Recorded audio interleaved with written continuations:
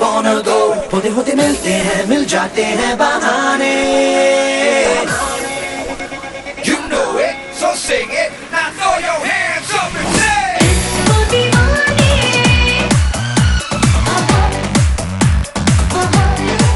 Oh, disco दीवाने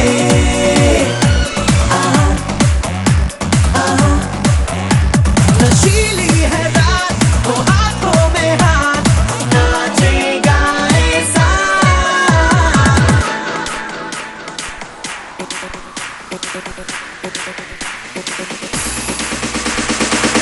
इश्क वाला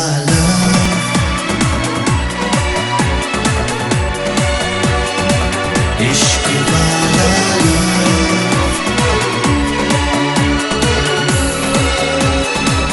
इश्क वाला सुख वाला सोज वाला फैज वाला इश्क वाला होता है जो लव से ज्यादा वैसे वाला It's about tonight.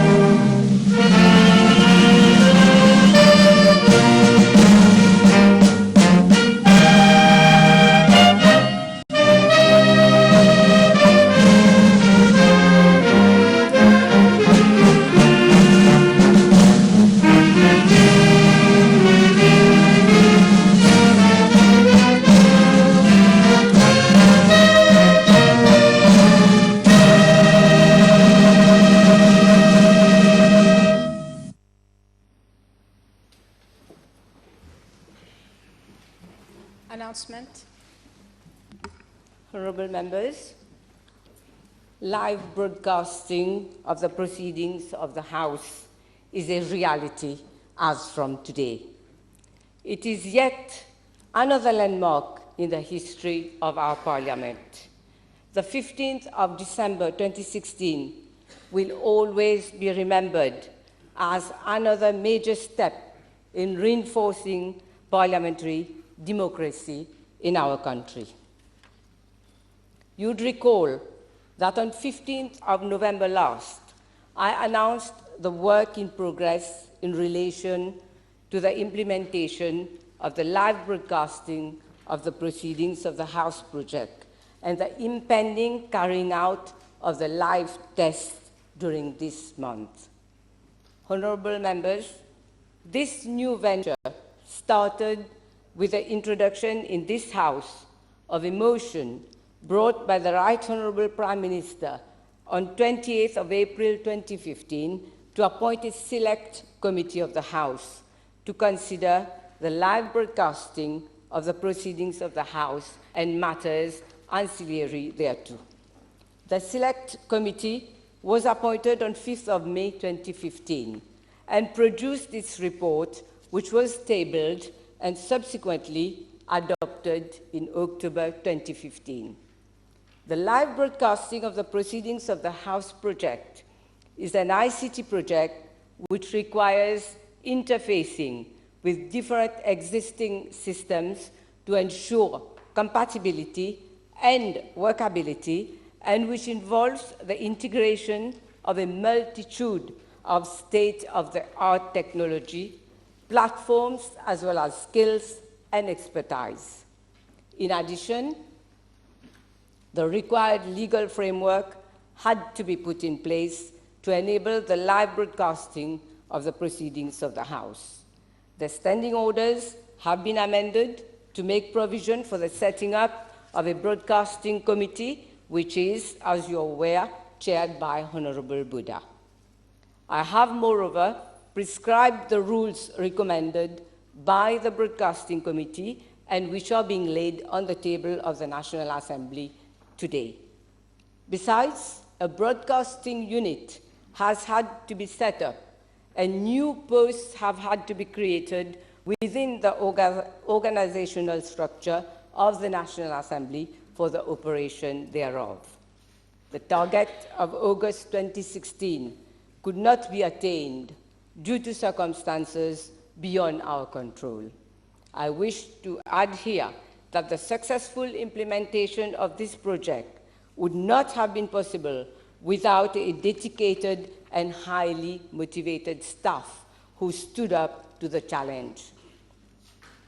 I must here pay tribute to all the officers who've served the steering committee set up under the joint chairpersonship of the clerk and myself in ensuring the successful implementation of the project.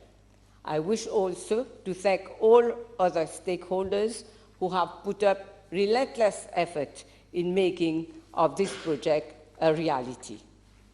Honourable members, our motto all throughout has been the attainment of perfection in the realization of this project. As much as we desire perfection, there exists always the possibility, especially at the beginning, that we are confronted with some technical glitches. That is the main reason why I stated earlier that we would be carrying out live tests. As from today, we will surely be in a position to make an assessment of the shortcomings of the system. For this, I shall pray for your indulgence and for that of the population. Pending the full implementation of the project in March 2017, the National Public Broadcaster, the Mauritius Broadcasting Corporation, will continue the coverage of the proceedings of the House. Honourable members, we are today writing a new page in the history of our parliamentary democracy. Indeed, the time has come for live broadcasting of the proceedings of the House. Conscious of the political maturity of our citizens, I am sure that live broadcasting is the best we could offer to them. More importantly, in allowing real-time transmission to the citizens, live broadcasting will certainly improve the perception of the public of the proceedings of the House. On an ending note, I'm sure honourable members will be proud to learn that the Mauritius Parliament is among the 53% of world parliaments, the proceedings of which are broadcast live. I thank you for your attention.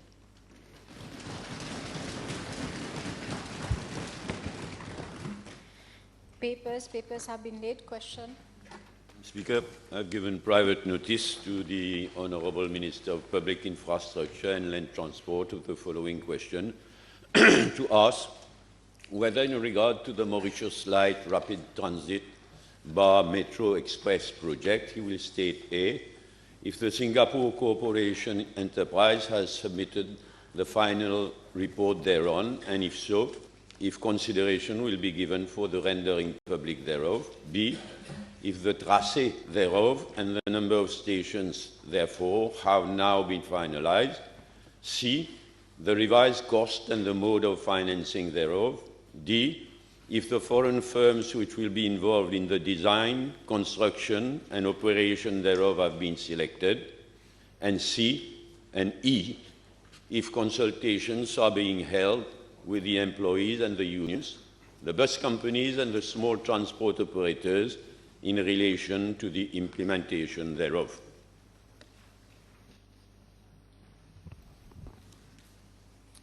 Madam Speaker, I would like to thank the Honourable Leader of the Opposition for putting this private notice question as it relates to the light rail project, which is, in fact, the most ambitious infrastructural project undertaken by any government of Mauritius. The idea was first put on the table as far back as 1989 under the Prime Ministership of Sir Anil Jagnnath. However, it was only as from 2001 that the then MSM-MMM government decided to give serious consideration to the project. A national transport study was commissioned from Halcrow Fox Consultants, which recommended a light railway system for the Cupid-Port Louis corridor over a distance of 25 kilometers and accommodating 13 stations. The previous government initiated action for the implementation of the project as from 2012, after realizing its benefit that were canvassed in the 2010 Labour MSM Manifesto. After following all the prescribed procedures as laid down under Section 3 of the Public Procurement Act, the then government entrusted to Singapore Corporation Enterprise under a G2G agreement the responsibility for the project management and advisor for the development of the light rail project at Stage 1. The SCE was subsequently engaged as transaction manager for Stage 2, which consisted of providing advisory services to government for the procurement and potential implementation of the project. The SCE had successfully completed Stage 1 in 2013 and was subsequently engaged in Stage 2 in 2014. And in Stage 1, the works consisted of conducting the engineering feasibility study and selection of a preferred alignment, selection of technological options, reconfiguration of existing public transport services, strategies to encourage reduction in private car usage, and enhancing land development along the project corridor. Under Stage 2, Madam Speaker, the SCE had to provide advisory services to government for the procurement and the potential implementation of the project. Subsequently, government gave approval to the award of the contract of the light rail project to AFSCON's CAF SPLCL consortium on a design and construct model. However, the then government could not proceed further with the implementation of this project. The project was frozen by this government, being given that the project was considered to be too unaffordable.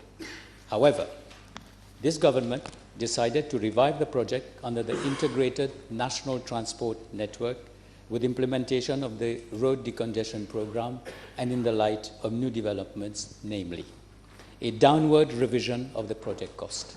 Second, the grant obtained from the Indian government for financing the project, and expected socio-economic impact on the country, including reduced travel time, improved road traffic fluidity, less traffic congestion, lower fuel cost, and less pollution due to emissions from vehicles. In this context, the SC was approached by government for the review and revival of the project, and discussions were engaged on the potential restart of the project. Government requested the SC team to undertake an assignment relating to the modification of the reference design, which covered the following tasks: project setup, value engineering of the existing mainline design, examination of interfaces between the light rail and the road decongestion program, and development of a reference design change report. With regards to Part A of the question, Madam Speaker, I can inform the House that the Singapore Corporation Enterprise has worked on the review of its 2013 report with the aim to rationalize the costs in order to align its optimum requirements and making it affordable for the government. Accordingly, in August 2016, the Singapore Corporation Enterprise submitted its revised transaction planning services, what we call the Reference Design Change and Cost Optimization Report, wherein cost optimization options were proposed for the consideration of government. The report consists of the reference design, the cost estimate, and the cost-saving options. This report will serve as basis for the preparation of the request for proposal, which are currently being undertaken by the Singapore Corporation Enterprise. In view of the confidential nature of the report, and taking into account that the bidding process requires utmost confidentiality, it is not proposed to render the report public at this stage. The Honourable Leader of the Opposition will agree with me that revealing the content would jeopardize the integrity of the whole tender exercise at present. As regards to Part B of the question, I wish to inform that the tracé, the alignment, has been determined and will start from Jan Palak and will end at Immigration Square, Jan Palak in Cupip, and will end at Immigration Square in Port Louis, and will comprise 19 stations in all, including 5 interchanges, which we call the urban terminals. As regards to Part C of the question, the cost has been revised downwards substantially.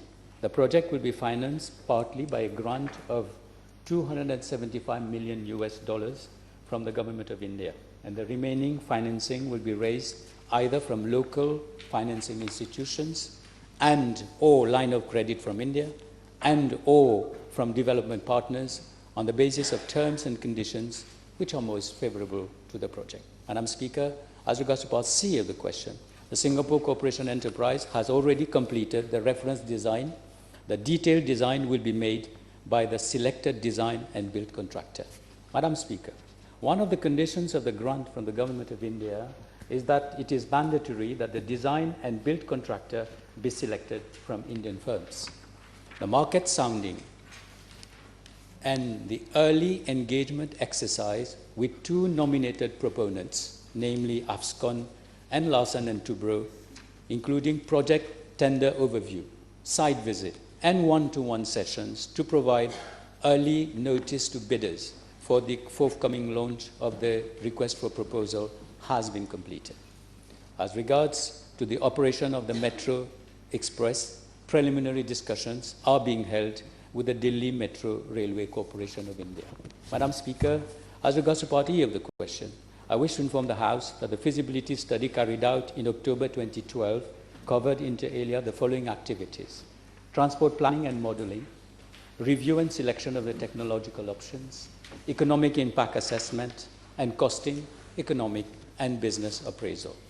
It has taken into account all relevant aspects and elements, including the volume of bus passenger traffic along the Cupip-Port Louis corridor, which will be served by the Metro Express, as well as its impact on the transport demand on the other bus routes.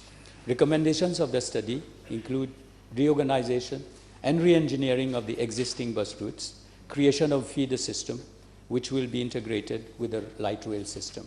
Bus feeder system will in fact enlarge the coverage of the light railway transit service by providing access to the demand that lie on the east and west of the Mauritius light rail transit lines. Furthermore, Madam Speaker, my ministry has in January 2016 commissioned a study on re-engineering the public transport system and the viability of the free travel system in Mauritius, and this study is expected to be completed in February 2017 by PricewaterhouseCoopers. In the light of the recommendations of this report, the public transport system will be re-engineered with a view to making it more cost-effective, reliable, and comfortable. With implementation of the National Transport Network project, the Metro Express as one of the major components, together with the implementation of the recommendations of the new public transport study, we believe that the public transport system will undergo a major transformation involving inter alia re-engineering of bus routes and schedules. There is a continued strong political undertaking from both sides of the House that all stakeholders will be involved for their full participation and contribution in the implementation of this important project. The Honourable Leader of the Opposition, as Prime Minister, had in fact given his undertaking that the workers and the bus companies will be on board. The Honourable Prime Minister also has said so. The former Prime Minister also. So there has been a continued strong political undertaking on this issue. In this process, the NTA, as regulator of the public transport industry, and my ministry will be called upon to carry out further consultations in due course with bus operators, as well as taxi unions and industry workers, in order to bring all stakeholders on board. Madam Speaker, I wish to reassure the House that in the whole process of the implementation of this project, my ministry will ensure that the interest of all workers and operations will be at all times safeguarded. Madam Speaker, replying to a PNQ which I put on the same project, on the 24th of May, the Honourable Minister said that the study being carried out, being finalized by Singapore Corporation Endeavour, was only an update of their previous feasibility study. If this is so, why keep supposedly this update of a feasibility study that has made public? Why do we have to keep it confidential at this stage? What has been done, Madam Speaker, was we had to see the cost implications, and we had to see what were the different factors which could bring down a downward revision of costs.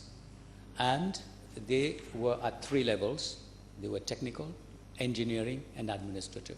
So that was this report, in fact, came with the options to government, and government has decided on certain options. Now, this report has been further developed to be able to undertake the bidding exercise, which is ongoing now. And I think that the publication of this report at this stage would be prejudicial to the bidding exercise. But at the given point in time, we are for all transparency. This is a very important project, very ambitious, very important project for the country.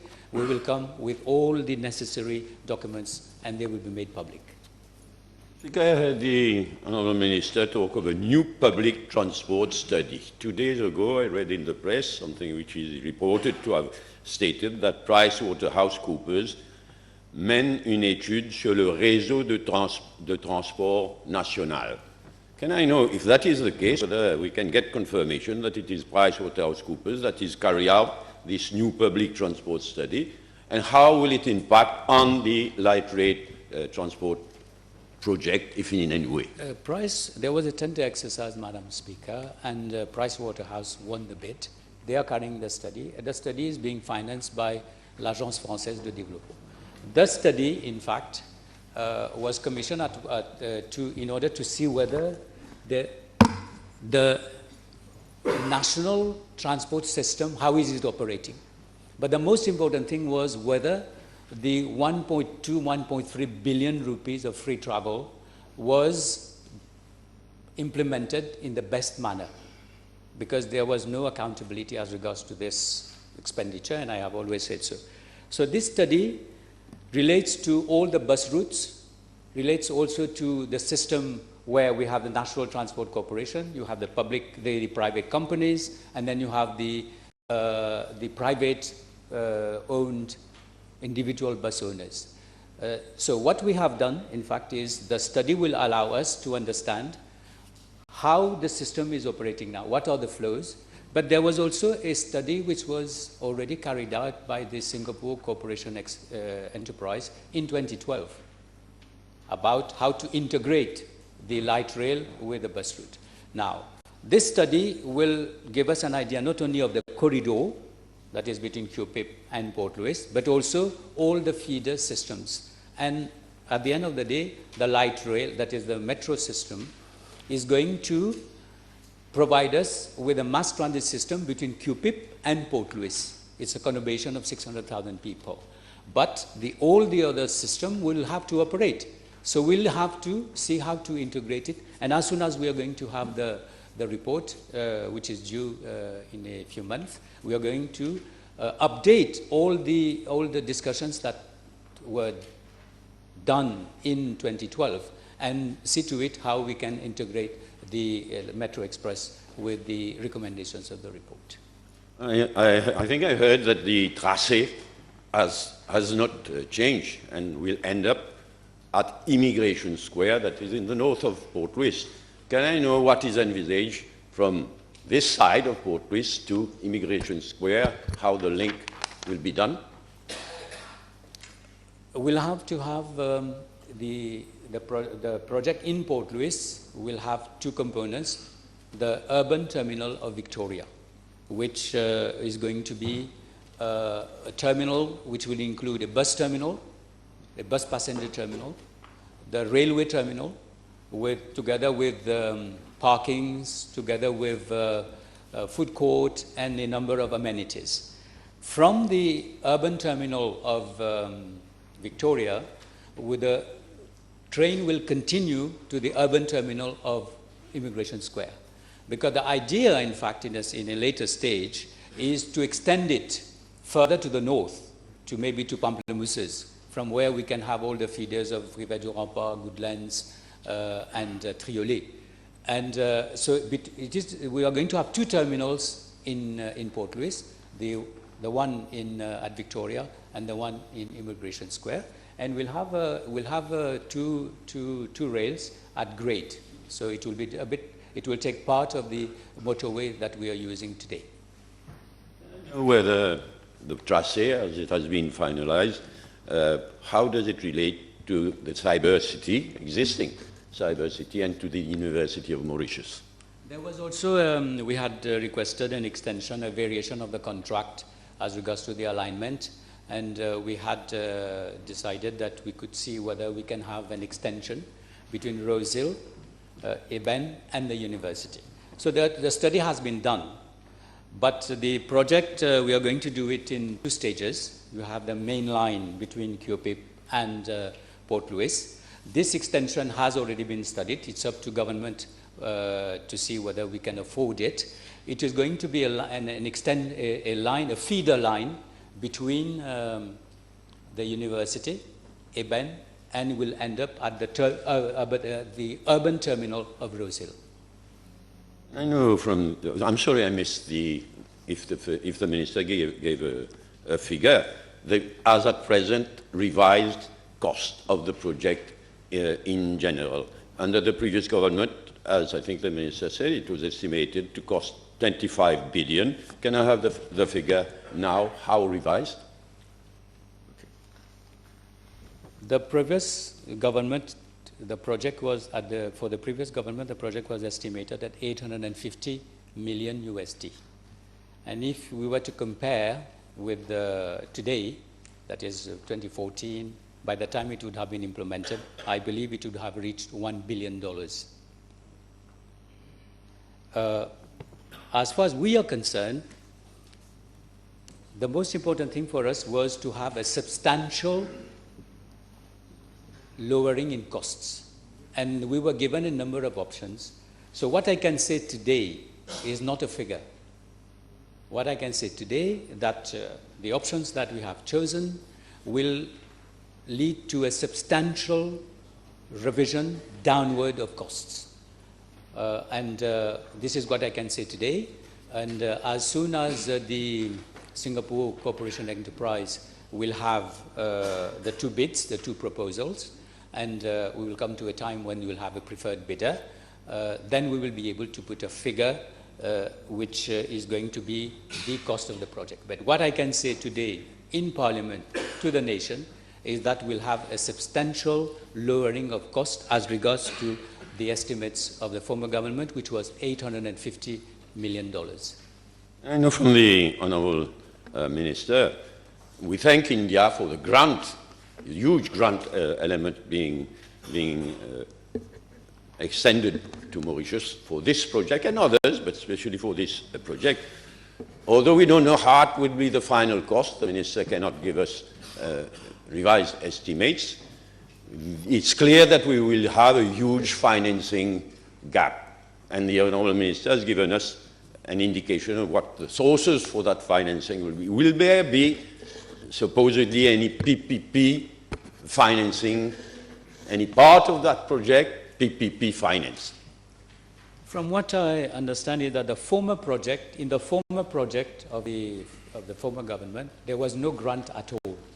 In fact, there was a line of credit at a low interest rate, and the rest of the money was to be raised locally by a consortium. In the financial setup that we have today, we have the grant from India, which we believe will reach about 9.9 billion.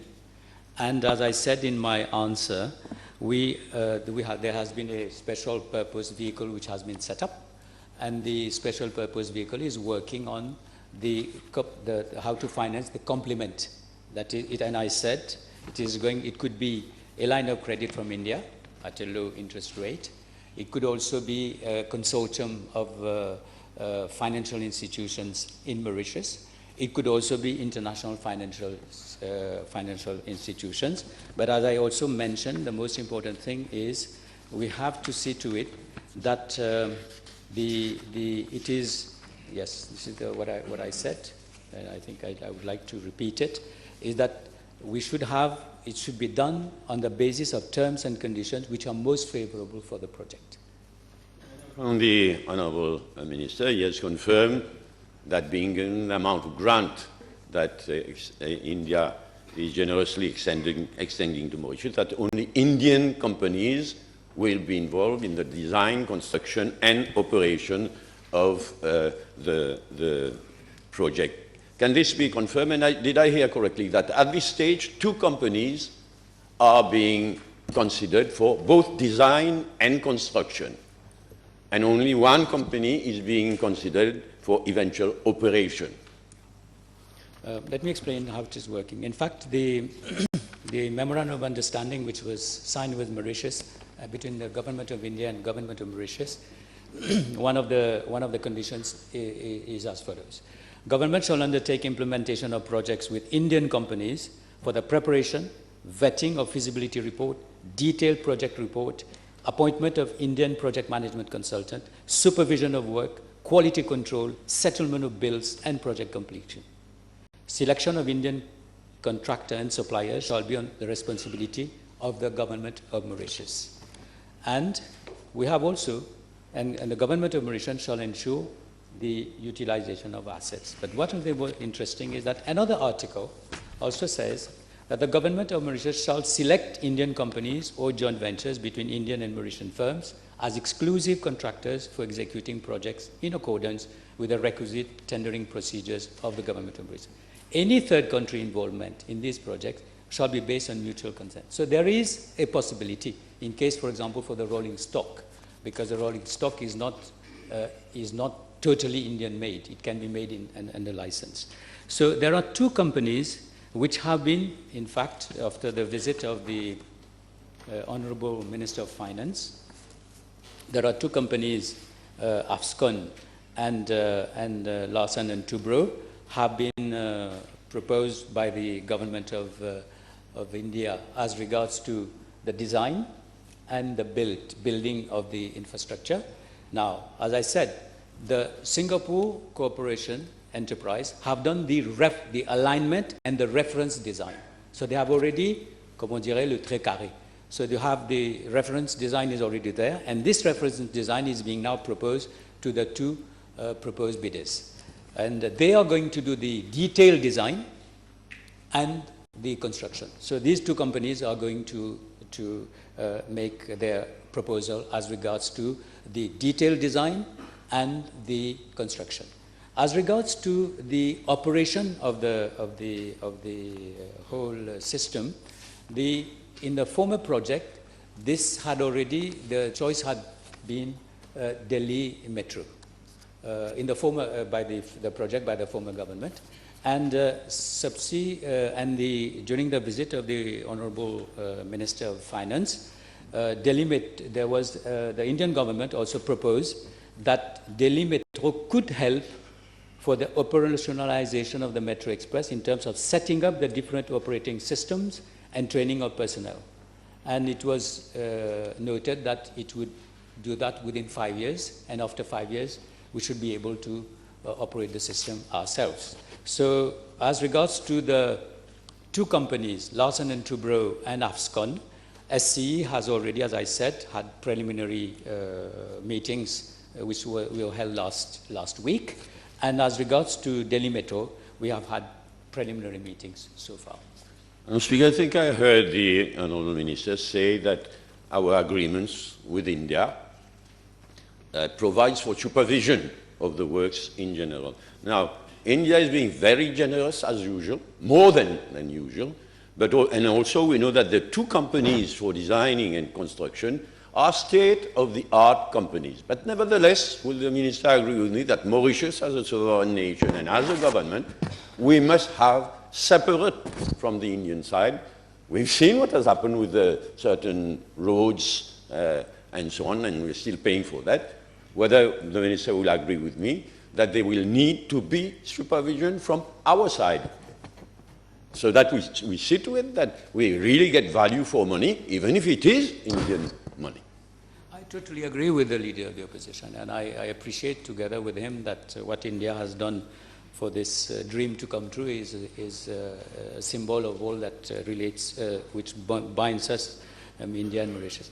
I also agree with the fact that when it comes to supervision of the works, and when it comes also to the defects liability period, we can consider the possibility of having international supervision. We'll do that. I am all for it. We have been talking about it as well. And, but we will do it in compliance. We'll discuss the matter with the Indian counterparts. Madam Speaker, if you allow me, I heard the Minister say that consultations with the trade unions, the workers, the bus companies, the small operators and so on, will take place in due course. Will he not agree with me that in fact the time has already come? They are entitled to know how things are developing, and is the Minister in a position to confirm that this project will have no negative impact on employment in the bus transport industry in general? In fact, Madam Speaker, we had the consultations in 2012 by the Singapore Corporation Enterprise and those who were steering the project. We are going to have the report of Pricewaterhouse in February. In fact, in all my dealings with all the companies, the National Transport Corporation, the United Bus Service, the Rosehill Bus Transport, and Trioli Bus Transport, which also has some routes along this corridor, I have all the time intimated that we'll have to find the best way to integrate the system as it is today. In fact, the system as it is today relates to the most important thing is the accountability of the 1.3 billion rupees that we're spending, so that we can use it and spend it better. The guarantee that I have always given to the bus companies and to the individual bus owners, that we want them on board. We want them to be part of the industry. But Mauritius should have a shop window. The public transport is a reflection of the degree of sophistication of a nation. And Mauritius doesn't have it today. We must have a mass transit system which reflects the degree of sophistication of Mauritius. And I can assure the Honourable Leader of the Opposition that as I have been having informal discussions, but I am giving the assurance to the House, and I think the Honourable Prime Minister today and the government and the Leader of the Opposition, when he was Prime Minister, we always said that we cannot have a mass transit system which will be prejudicial to all the workers and the trade unions, because we all know that the workers in the bus industry have been given a lot of themselves over the years to see to it that that industry serve the nation. Honorable Osman Mohamed. Thank you, Madam Speaker. In his reply, the Honorable Minister has mentioned that there will be a substantial reduction in cost. Now, being given that the same protagonists are there, SC, Delhi Metro, and I think he mentioned Afghans as well, and that the alignment will still remain the same, can the Honorable Minister at least give an indication to the House whether this reduction in cost would be at the expense of the number of stations as originally envisaged, or a change in technology of the forthcoming system? That's why the report, in fact, gave us the possibility to analyze a number of options. The change in cost is linked with engineering, is linked with the technical aspects of the stations, and it is also linked at administrative costs.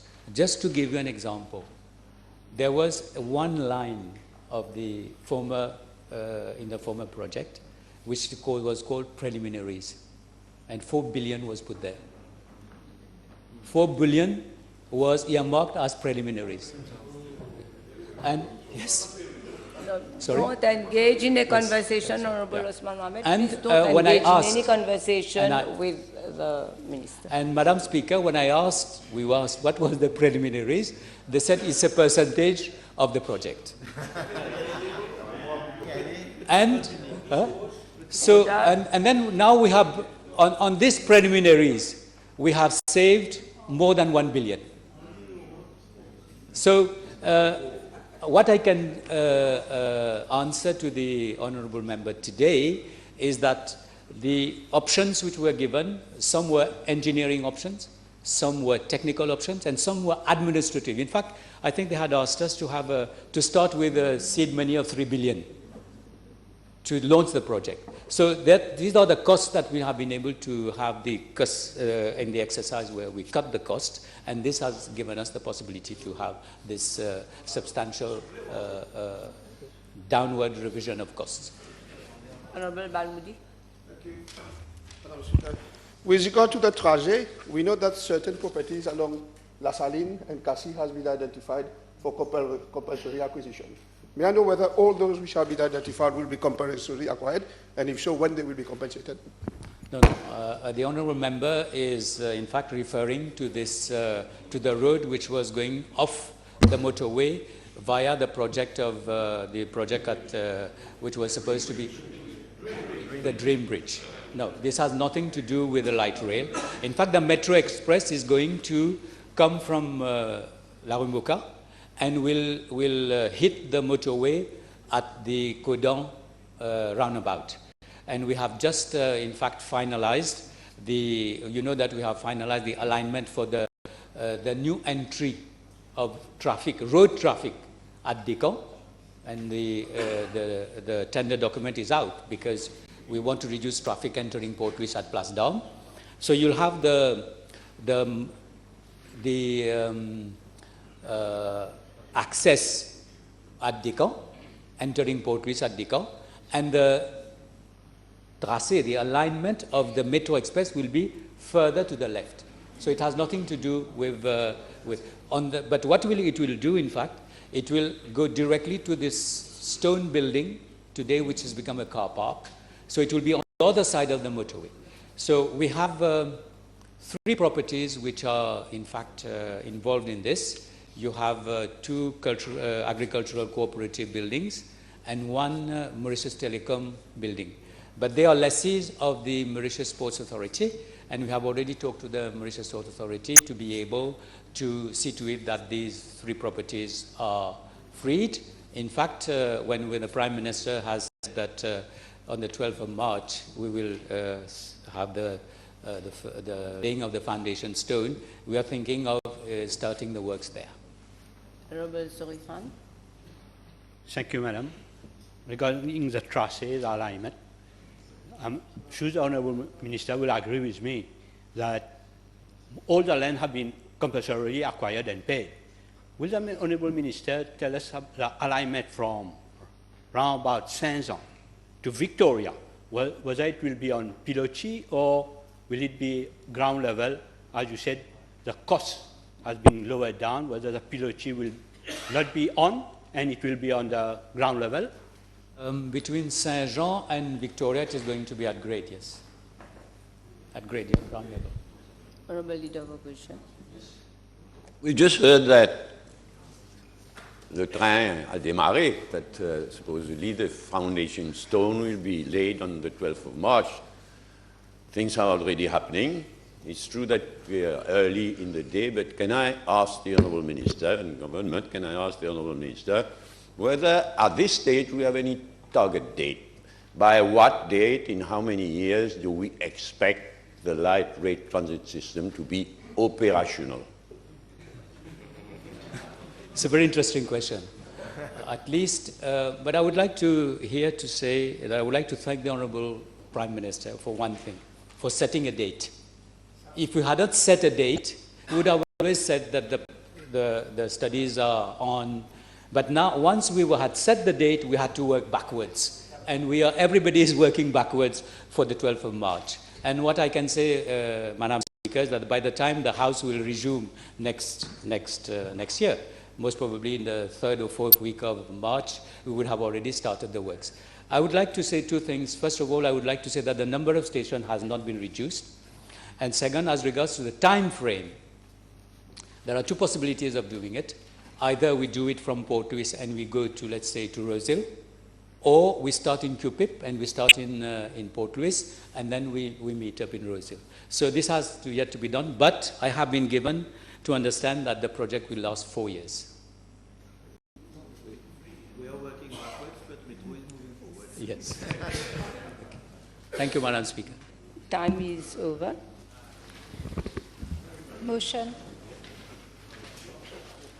Madam Speaker, I move that all the business on today's order paper be exempted from the provisions of paragraph 2 of Standing Order 10. Question is that all the business on today's order paper be exempted from the provisions of paragraph 2 of Standing Order 10. Those in favour say aye, those against say no. The ayes have it. Statements by Ministers, non-public bills, second reading. Honourable Minister. Madam Speaker, I move that the Construction Industry Development Board Amendment Bill be read a second time. Madam Speaker, the House is aware, with a view to redressing the chaotic economic situation and creating a conducive legal environment for the development of the different economic sectors and contributing to the economic growth of the country, several existing legislations were reviewed and new ones introduced to meet the exigencies and the realities of the construction industry.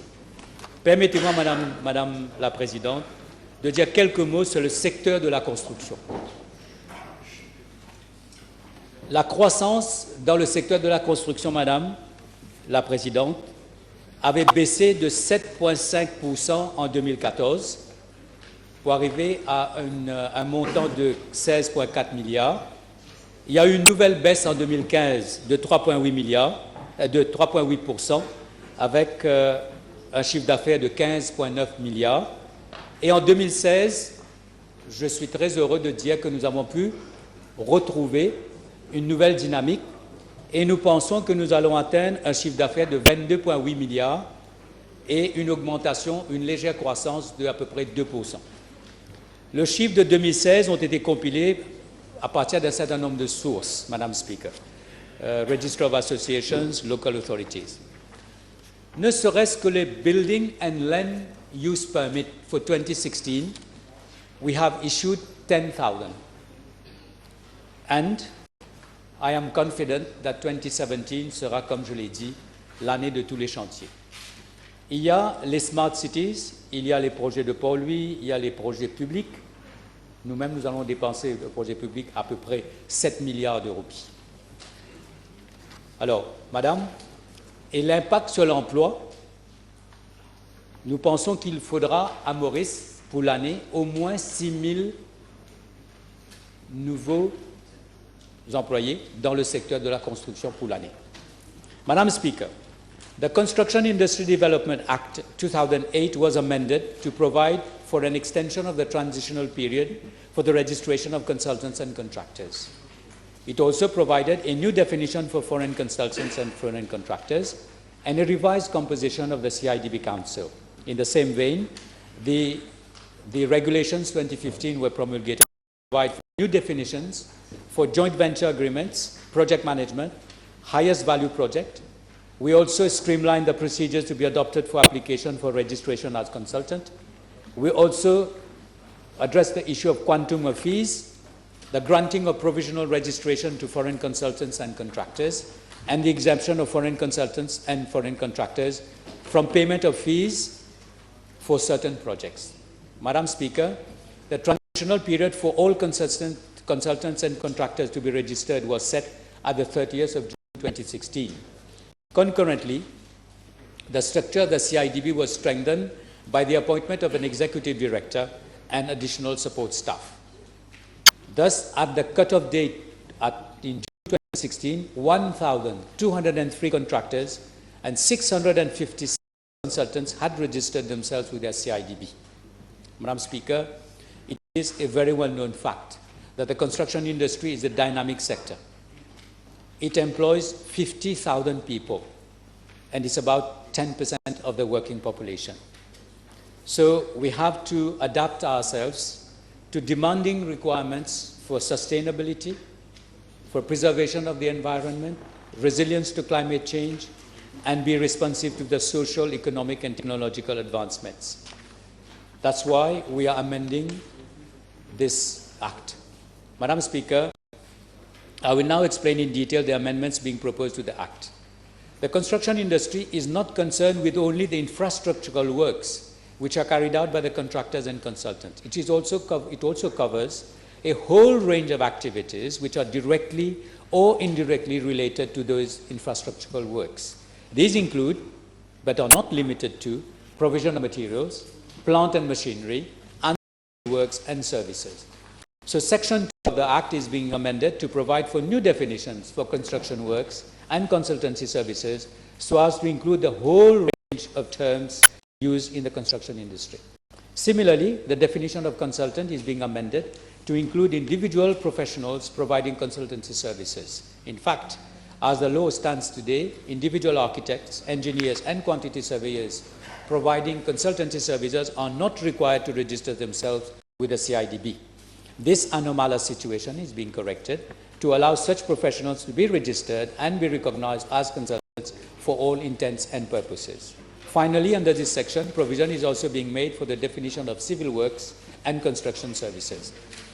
The second amendment to the Act concerns Section 3 regarding the application of the Act. In fact, Madam Speaker, as the House is aware, government has entered into several agreements with foreign states for the execution of infrastructural projects and other projects such as the road decongestion program, the Metro Express, the installation of a modern radar for the meteorological services. And under these agreements, the friendly countries such as India, Japan, have agreed to provide technical expertise as well as finance for the realization of these important projects. There is therefore the need to provide for exemption of their experts from the need to register under the CIDB Act. The third amendment is in respect of provisions for registration of suppliers of materials for construction and services for dispute resolution in the construction industry. Madam Speaker, the suppliers of materials for the construction industry are directly related to the quality of service delivery in the sector. If no control is exercised on the quality of materials solid in the construction industry, then it goes without saying that the end product will be of inferior quality. Hence, there is a need to regulate this sector of the industry and to ensure that quality products are used in the construction industry. On the other hand, my ministry is proposing to come forward soon with a new legislation to provide for dispute resolution in the construction industry through adjudication procedures. In this context, it is essential that the providers of services should also be regulated. The fourth amendment, Madam Speaker, relates to the inclusion of fields of specialization for the different categories of consultants and contractors. In fact, at present, provision exists to register consultants and contractors only according to grades on their economic performance. However, there are many consultants and contractors who provide their services in specific fields of specialization, hence this amendment. The fifth and sixth amendment to Section 19 concern the streamlining of registration procedures and providing for registration of individual professionals in the construction industry. Madam Speaker, as the House is aware, at present foreign consultants and contractors have to apply for a provisional registration for each and every project for which they intend to submit a bid and apply for a temporary registration in case they are successful. In addition to making the registration process quite cumbersome in terms of administrative burden at the CIDB, this is also acting as a deterrent to foreign firms from participating in bids for local infrastructural projects. With a view to alleviating this problem, the amendment will provide for foreign consultants and contractors to obtain provisional registration on a yearly basis and not on a project basis, so that they can do their work better.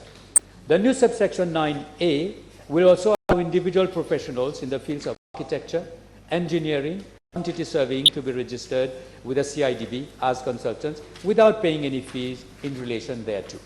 Now we come to the most important part of the amendment, Madam Speaker. There are a number of foreign consultants and contractors who have been operating in Mauritius for several years now. These consultants and contractors, in addition to contributing to the economic development of the country, have provided employment opportunities to a large chunk of the Mauritian population. We cannot therefore ignore their contribution in the infrastructural development of the country over all these years. Big companies which have come to Mauritius over the last 10 years or 20 years. In this respect, Section 20 of the BAC Act is being amended to provide a foreign consultant operating in Mauritius for a period of 10 years and a foreign contractor operating in Mauritius for a period of 20 years prior to the coming into operation of this section, and having at least 2/3 or such percentage as be prescribed of its employees as Mauritian citizens will be considered as local consultants or contractors, as the case may be. That is, foreign contractors who have been here but who are employing 2/3 of Mauritian labor.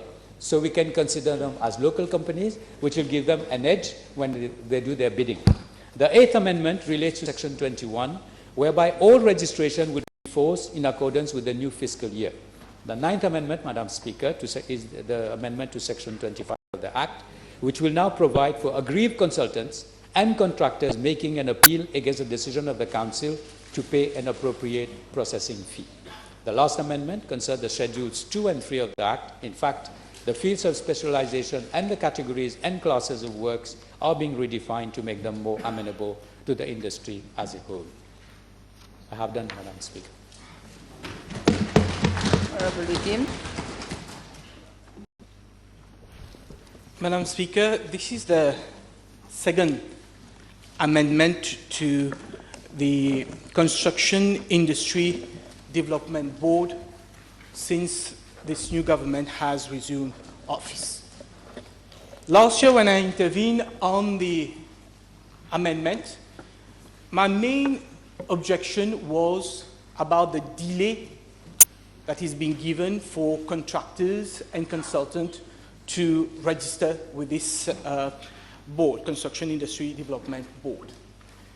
The reason for our objection was that the law provided a time frame for registration, and it was important for consultants and contractors to adhere to that time frame, because once they register, there was an objective criteria of grading, so that the public, whenever they have to undergo a construction, they would know what is a grade A, grade B, grade C, etc. Similarly, when a public body was going to issue an invitation for bids, they would already know what are the bidders that can bid depending on the type of work, on the grading of the work. Last year, when we asked the Honourable Minister about the amendment that was proposed, the amendment that was proposed last year was to the effect that contractors and consultants who had been carrying out work immediately before the 1st of August 2014 would be allowed to continue to do so until such time as may be prescribed by the minister concerned. So we raised the issue as to there is no time limit. It can be an indefinite period of time. And the Honourable Minister answered in his summing up, and he stated, and I quote, "I would like to say to the House that the transition period that we are going to extend, I said 6 months, my officers are proposing 1 year for reason of practicalities." So he said 6 months. And the bill was passed last year in March 2015. So it should have been September 2015. Even if we had given 1 year delay for registration, it should have been March 2016. And today we hear, March 2016, and today we hear that in fact the period was extended by regulation to 30th of June 2006, more than 1.5 years after the original amendment was proposed. And the Honourable Minister does not give any reason, any justification for the delay. And where it gets dangerous, Madam Speaker, is that there was a policy paper issued by the procurement policy unit of the Ministry of Finance, which had given instruction to all public bodies not to issue tenders, not to appoint contractors, consultants, unless they had been registered with the Construction Industry Development Board. So I hope the Honourable Minister, in his summing up, will explain to us why this delay was further extended, and that now it has been finalized, there would be no more delay, no more extension given to any contractors. Madam Speaker, this is the backbone of the legislation, is that we need to register. We need to register, we need to pay fees, and therefore we need to register not even local contractors and consultants, but also foreign contractors and consultants. And yet, today, before this House, Section 4 of the bill, subsection which is amending Section 3 of the main Act, reads as follows. It is going to read as follows. Sorry, Madam Speaker, Section 3 of the main Act states the Act shall not apply to. So the Act shall not apply to a new category of contractors. And I read, a foreign consultant or a foreign contractor that provides consultancy services or undertakes construction works, as the case may be, in relation to a project under an agreement or arrangement between Mauritius and a foreign state. So if we have a foreign contractor or a foreign consultant who is going to provide services under a government-to-government agreement, under a project, under an agreement between Mauritius and a foreign state, that contractor, that consultant does not have to register with the board. But then how are we going to control? How will there be a quality control if we are not able to control, to get registration of those foreign consultants? And this morning, the Honourable Minister, just now answering to the PNQ, has already told us that according to the agreement signed between Mauritius and India for the construction of Metro Express, we are going to recruit contractors and consultants from India. Yes, we will have, as he mentioned, we will have a control over the procurement, the selection process. But at the end of the day, we have committed under agreement with India that we're going to select contractors and consultants from India. And now these consultants and contractors will not, following this proposed amendment, have to register with the Construction Industry Development Board. They would not have to provide necessary track record, necessary evidence of their expertise. And where it gets dangerous, Madam Speaker, is that we have a precedent only last year and this year about where it went badly wrong. And that relates to the Heritage City. The Heritage City project, Madam Speaker, you would remember, was a government-to-government agreement between Dubai and when the Honorable Prime Minister went to Dubai. And apparently, that was what was stated in the House by the Honorable Minister of Good Governance. The authorities in Dubai had imposed on Mauritius the appointment of a consultant from Dubai, namely Sri Consulting. And we have asked several PQs in this House about Sri Consulting. The last one was actually answering to a PQ on the 15th of November 2016. The Honourable Minister of Good Governance stated, and I quote, that the high-powered committee had recommended an amount not exceeding 4.34 million to be paid to international consultant for component 1 and 2. So for consultant which did not have to be registered with the board, government, the high-powered committee had recommended 4.3 million rupees, which in current terms exceed 150 million rupees. And yet, question was raised here. Question was asked outside this house by architect. Who is this Sri Consulting? What is his track record? We are only given a legal opinion from an international law firm telling us that, yes, they've made investigation and Sri Consulting is a registered construction company, construction group in Dubai. But we did not have any evidence about the track record of Sri Consulting. And yet we had committed to pay them over 150 million rupees. And today we are making it legal for the government to go and retain services of international contractors and international consultants without the supervision of this construction board, construction industry board. And this, in my humble opinion, Madam Speaker, is totally unacceptable. Because we have a board, their aim is precisely to supervise all the foreign contractors, all the foreign consultants. We have a board. They have been given the power by this August Assembly to ask questions, to carry out due diligence, to ensure that a person, an international contractor, international consultant, has the necessary expertise and experience to undergo public work, construction work, civil works in Mauritius. So, Madam Speaker, on this issue of exempting foreign contractors just because they are a G2G, government-to-government agreement, we feel on this side of the House that this can open, there is a risk of abuse.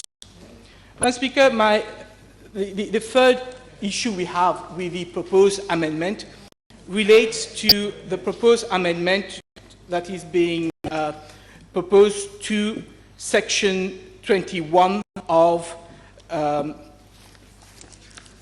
the bill, of the Principal Act. Section 21 is being amended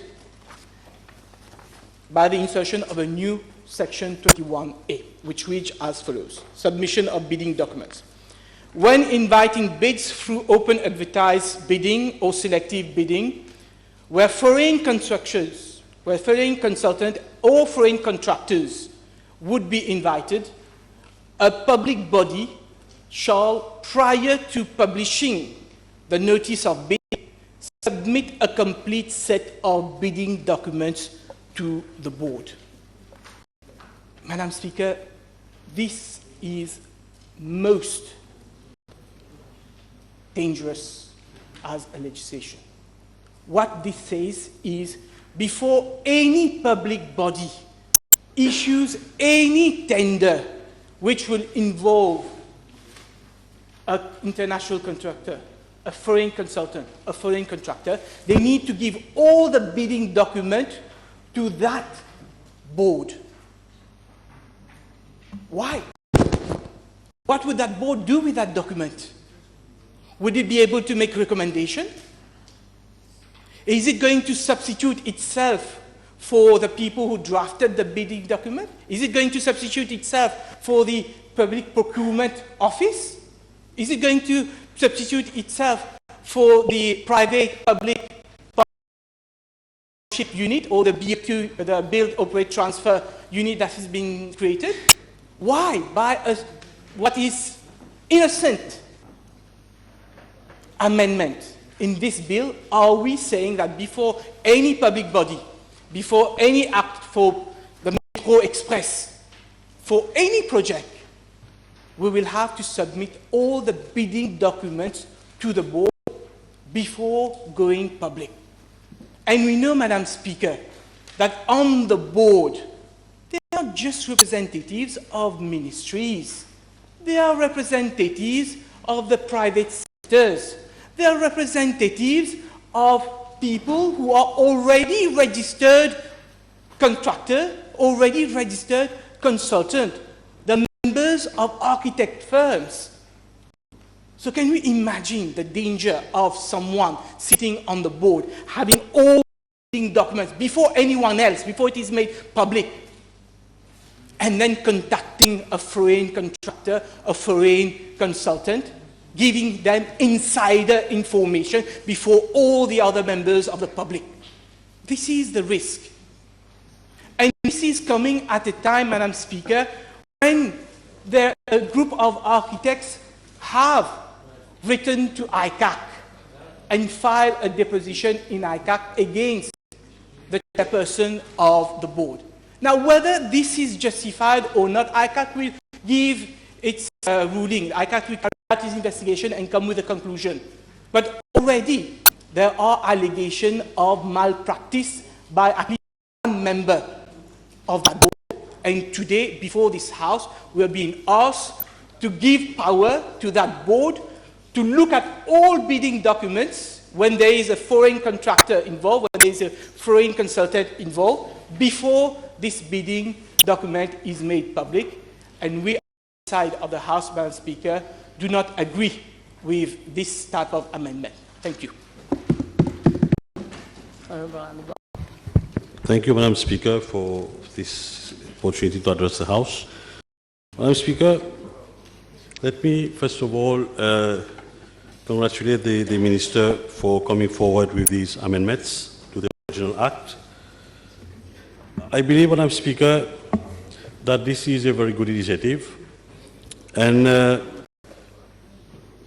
before coming to the amendments that are being proposed, Madam Speaker, I believe it is important for us, first of all, to understand the very objectives for which this institution was set up.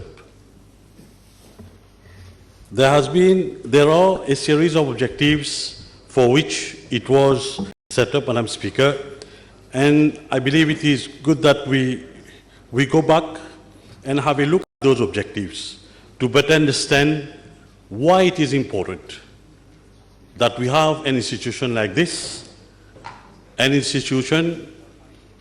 Why is it important that we ensure that we come with the amendments that we are coming with in order to boost up our construction industry, which is of utmost importance for our economy.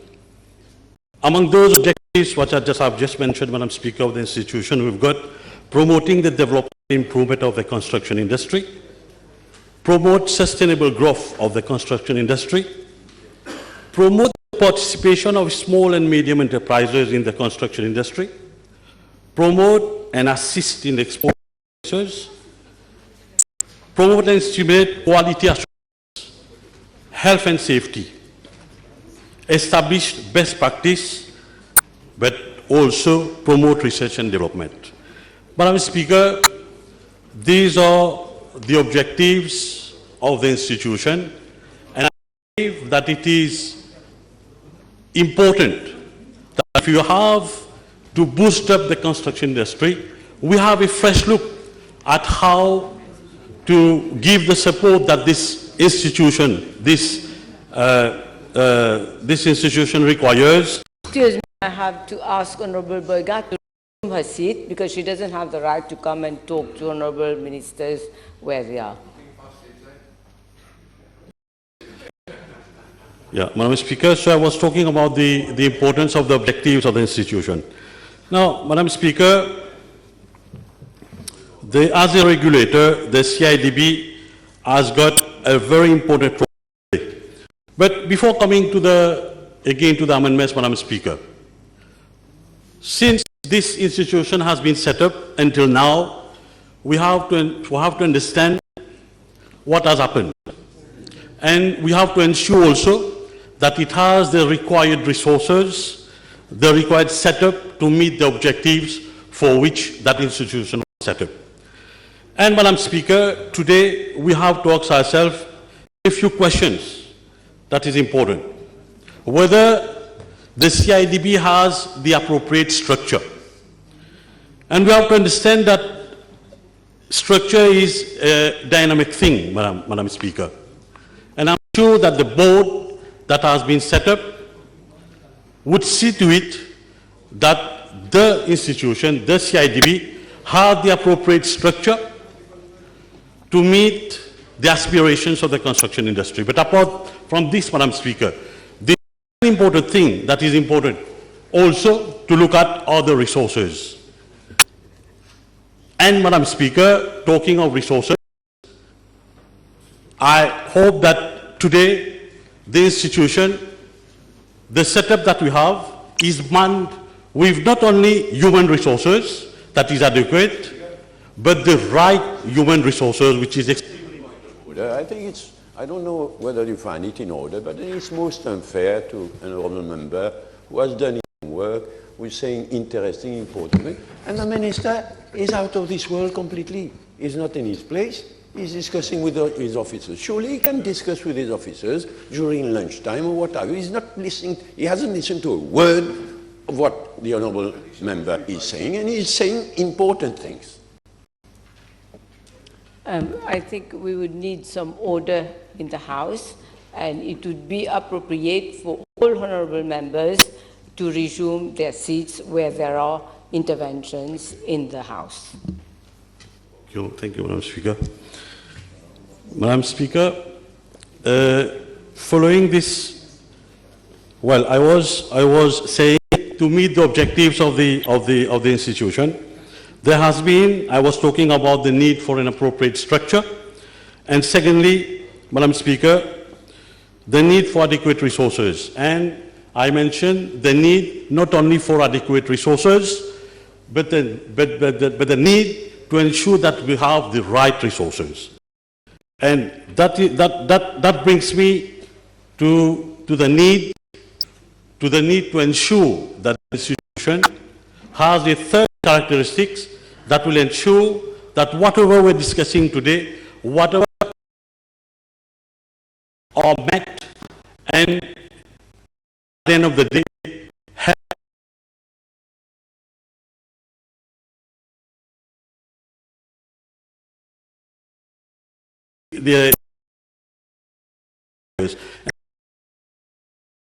Madam Speaker, apart from the appropriate structure and adequate resources, the right resources, is just we would expect not only leadership at the level of the institution, we would require operational leadership, but also people leadership. This is what we expect from the institution, that we meet those important, the list of important objectives for which this institution was set up. Madam Speaker, let me come to the registration of contractors. I think that was a very good decision taken by the CIDB, and I have to congratulate the Honourable Minister who has taken it as his priority to ensure that there has been, once he took office, he put emphasis on the need to register the contractors. Because we have to see what happened at the NDU, Madam Speaker. Contractors who didn't have the required financial capacity, were awarded contracts. They didn't have the technical capabilities, but they were awarded contracts which were beyond their financial or technical capabilities. Because at that time, Madam Speaker, there were no grading of contractors, and this is what happened. And we know what was the result, ultimately, Madam Speaker. Loads of projects uncompleted and finished, quality of work. So I think for this we have to congratulate the Minister that as a priority, he decided that we have to go for grading. And today we have, I think, around 1,000 contractors who have been graded, A, B, until I think F.